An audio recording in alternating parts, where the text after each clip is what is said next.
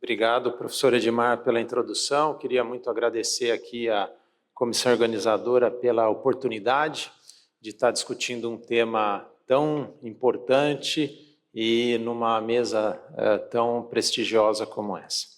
Aqui estão meus potenciais conflitos de interesse e eu queria começar minha apresentação dizendo que provavelmente tudo que vai ser discutido subsequente à minha apresentação vai ser importante se a gente fizer o diagnóstico da insuficiência cardíaca com fração de ejeção preservada. E esse diagnóstico é desafiador. Fazer alguns comentários sobre a epidemiologia dessa doença. A gente sabe que a idade tem uma relação com a IC preservada e talvez essa relação seja um pouco mais íntima do que a IC com fração de ejeção reduzida. Vejam, senhores, que nos pacientes com insuficiência cardíaca com fração de ejeção preservada, à medida que eu vou aumentando a idade, eu aumento muito o risco de desenvolver a IC preservada. Quando a gente vê o número de fatores de risco associados com os pacientes com IC e fração de ejeção preservada, a gente vê que eles são até maiores do que o número de fator de risco dos pacientes com insuficiência cardíaca e fração de ejeção reduzida. Então, realmente, o nosso paciente com IC preservada, ele vai ter idade mais avançada e vai ter o que a gente chama de policomorbidades. Um outro dado interessante, antes da gente passar a revisar os novos algoritmos de diagnóstico, é entender que a IC preservada é uma doença com prognóstico ruim. Os dados mais atuais mostram que, comparado à IC reduzida, talvez a taxa de eventos e mortalidade seja um pouquinho menor, mas ainda assim é muito alta. Então, os nossos pacientes com IC preservada, eles têm uma taxa de mortalidade ainda muito considerável. Apesar disso, um dado muito importante é que nos pacientes com IC preservada, talvez a mortalidade cardiovascular não seja o evento que a gente consiga modificar, porque quando a gente vê a causa de morte na IC preservada, a mortalidade cardiovascular tem uma importância menor do que, por exemplo, na IC com fração de ejeção reduzida. Então, talvez o grande desfecho que os novos medicamentos vão mostrar para a gente não vai ser a morte cardiovascular, mas talvez vai ser a diminuição de internação e a melhora de qualidade de vida. Do ponto de vista fisiopatológico, a IC preservada é uma doença muito complexa, hipertensão arterial, doença inflamatória, múltiplas comorbidades. Por que eu estou falando isso? Porque a gente precisa, talvez, de algoritmos objetivos para simplificar o raciocínio e aumentar a probabilidade da gente fazer um diagnóstico adequado. Recentemente, uma revisão do Dr. Burlag, quem se interessar pelo assunto, eu sugiro muito ler essa revisão publicada no JACC, ele é da Mayo Clinic, e ele mostrou de uma maneira muito elegante nessa revisão como é difícil a gente entender como que um coração parte de uma condição normal para uma condição toda remodelada na IC preservada.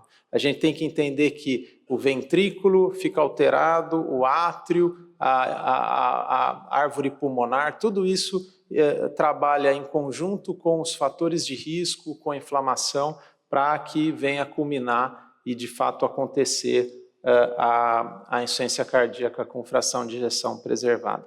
Primeiro ponto importante é que sinais e sintomas não diferenciam quem tem IC reduzido e IC preservado. Isso já foi publicado e mostrado há muito tempo. Então, se a gente pegar os estudos CHARM, a gente vê que qualquer um dos sintomas e sinais que a gente está habituado para IC, eles ocorrem muito semelhante entre IC preservado e IC reduzido.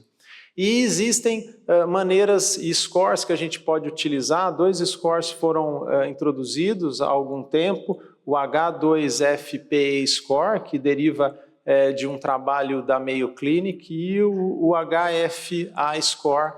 E esses scores a gente vai ver que o que eles vão fazer? Vão organizar os sinais e sintomas, a documentação de lesão estrutural, o aumento do átrio esquerdo, o aumento das pressões de enchimento, e vão dar uma série de pontuações. Se o nosso paciente tem alta pontuação, ele tem alta probabilidade, mas eventualmente o paciente fique numa pontuação intermediária. Aí talvez nós vamos precisar de métodos alternativos, como o eco de estresse, ou até mesmo o estudo invasivo, ou até mesmo o estudo invasivo com exame de estresse para tentar documentar aquele aumento das pressões de enchimento no ventrículo esquerdo.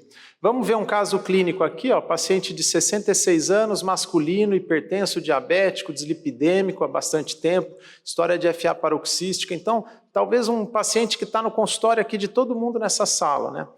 Veio para uma consulta com dispneia, piora progressiva nos últimos 6 meses, ganho de peso, exame clínico um pouquinho de edema, tinha um CAT recente sem doença coronária, né? Vinha usando aí medicações habituais para o controle dos fatores de risco, raio-x de tórax um pouquinho aumentado, derrame pleural, eletrocardiograma talvez com sinais aí de sobrecarga atrial e ventricular esquerda.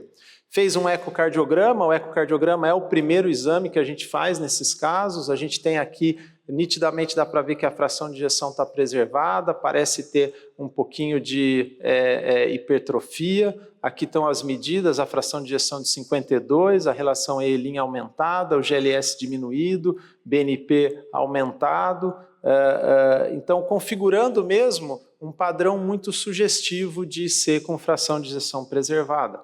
Vamos colocar então esse paciente no H2FP score e ver se ele ganha mesmo pontos para o diagnóstico, né?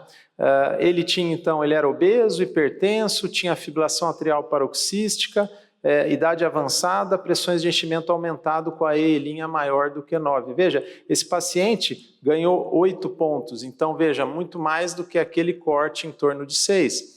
Vamos colocar ele então no outro score da Heart Failure Association. Ele tinha nos critérios funcionais aumento das pressões de enchimento, no padrão morfológico aumento do átrio esquerdo e nos biomarcadores BNP elevado. Talvez a grande novidade do HFA score seja a incorporação aí de biomarcadores em relação ao outro score. Ele também ganha aí uma pontuação de 6 pontos, ou seja, uma probabilidade considerável do diagnóstico.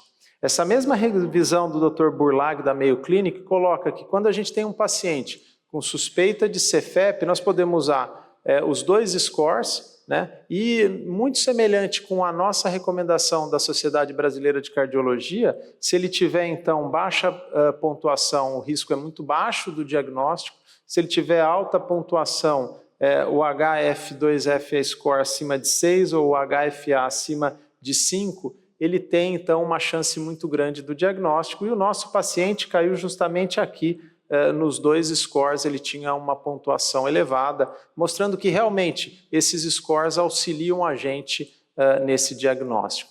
Nós temos que lembrar que existe também insuficiência cardíaca com fração de ejeção preservada e BNP baixo. Então, eventualmente, o paciente que vocês veem no consultório pode ter dispneia, restrição ao exercício e ser preservada e BNP baixo, sobretudo aqueles pacientes obesos em que a metabolização do BNP pode ser mais acelerada. Esse aqui é um estudo publicado há 2 anos no Jornal Europeu de Cardiologia, que pegou uma coorte de pacientes com CFEP, comparou elas com controle e dividiu entre aqueles que tinham um BNP alto e BNP baixo. Veja aqui, menor do que 125 e maior do que 125. O interessante é que mesmo aqueles pacientes com IC preservada, com restrição ao exercício com BNP baixo, têm um prognóstico diferente dos controles. É claro que aquele indivíduo com BNP alto, que talvez tenha as pressões de enchimento mais elevadas, tem um prognóstico pior, mas fica aí a mensagem de que BNP baixo não necessariamente exclui o diagnóstico de C com fração de ejeção preservada. E talvez nós vamos precisar do que acho que vai ser discutido aqui, talvez métodos invasivos para documentar as alterações fisiopatológicas da IC preservada. É interessante que alguns pacientes só vão ter aumento do capilar pulmonar, só vão ter aumento da pressão na artéria pulmonar e só vão ter as alterações da IC-FEP quando isso é induzido pelo esforço. Aqui a gente tem alguns gráficos em vermelho, os pacientes com IC-FEP comparado aos controles. E veja, em algumas situações nós vamos eventualmente precisar de teste invasivo, né? Ou seja, medir as pressões de enchimento do ventrículo, da artéria pulmonar, e se isso puder ser feito durante o exercício, a gente vai aumentar muito a qualidade do dado. Eu diria que não em todos os casos, mas em casos selecionados, esse tipo de informação pode ser extremamente útil. Recentemente, um estudo agora publicado em 2024 mostrou que, apesar da gente gostar muito desses scores e ver que esses scores são muito úteis, tanto da Heart Failure Association como o H2FP score, quando a gente aplica eles em algumas populações, eles têm um desempenho pior do que aquele que a gente imaginava.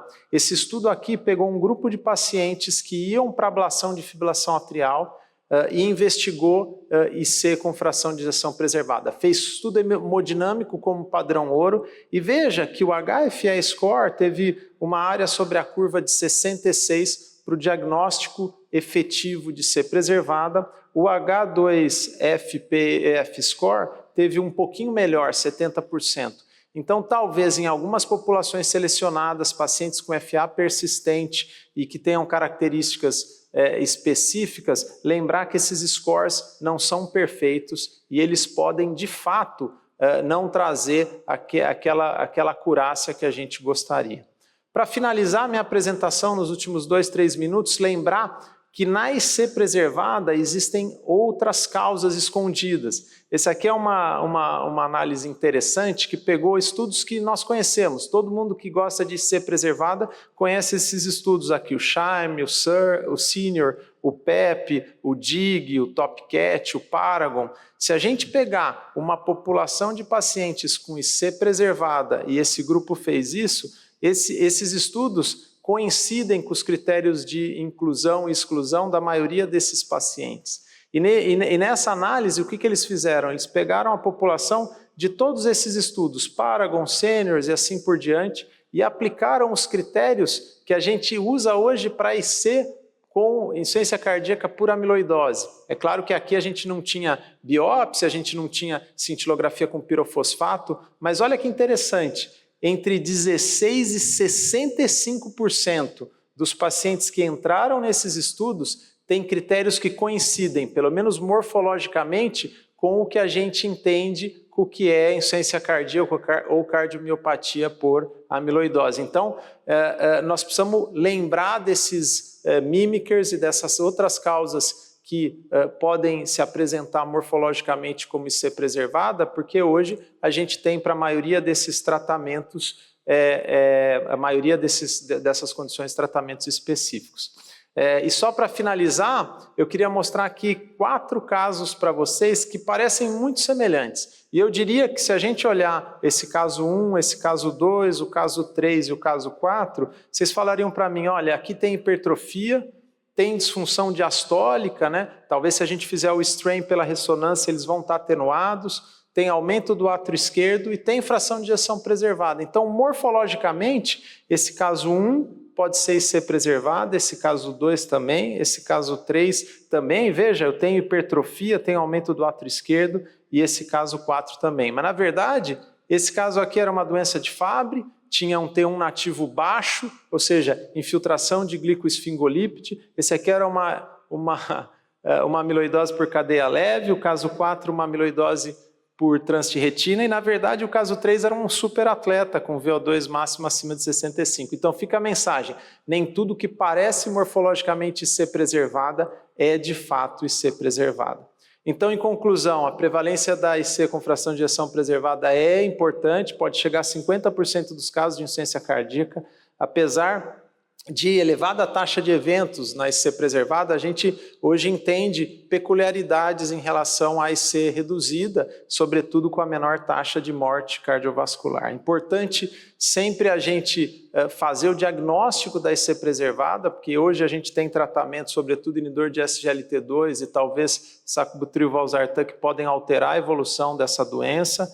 Scores clínicos que a gente discutiu aqui podem organizar o nosso raciocínio clínico, mas eles não são perfeitos e muitas das vezes a gente vai precisar de testes invasivos e lembrar das causas específicas que ficam escondidas. Talvez a mais comum e que a gente está mais discutindo é a amiloidose, mas existem outras causas de doenças infiltrativas que vão, às vezes, ter a mesma morfologia e a mesma apresentação do que a IC preservada. Muito obrigado pela atenção.